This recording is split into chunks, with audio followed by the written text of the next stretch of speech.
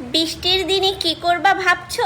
চলে আসো আমার কিচেনে। হাই এভরিওয়ান, আসসালামু আলাইকুম। কেমন আছো সবাই? চলো আজকে সহজ পদ্ধতিতে সরিষা ইলিশ করে দেখাই।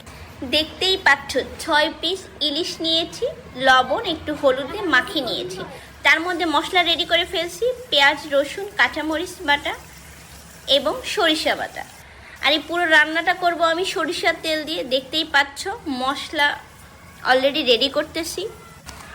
যে মশলাগুলো বেটে নিয়েছি সেগুলো তেলের পরে একটু নাড়াচাড়া করতে হবে যেন কাঁচা গন্ধটা না থাকে। 5 মিনিট করে নিতে পারো। তার মধ্যে মশলা গুঁড়া মশলা দিয়েছি, ঝালের গুঁড়া, হলুদ এবং লবণ সব মিলে ভালো করে মশলাটা কষাইতে হবে। ভালো করে মশলাটা কষিয়ে আলতো করে ইলিশ দিতে হবে যেন ইলিশটা না ভাঙে, বুঝছো?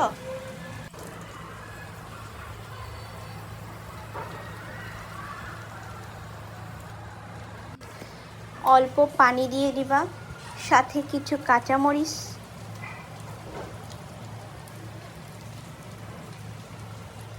তারপরে আলতো হাতে মাছটিকে উল্টে দিতে হবে যেন না ভাঙে। তারপরে আস্তে করে 5 মিনিট রেখে দিবা দমে। হয়ে যাবে সহজ পদ্ধতিতে সরিষা ইলিশ। কেমন লেগেছে অবশ্যই কমেন্টস করে জানাবা।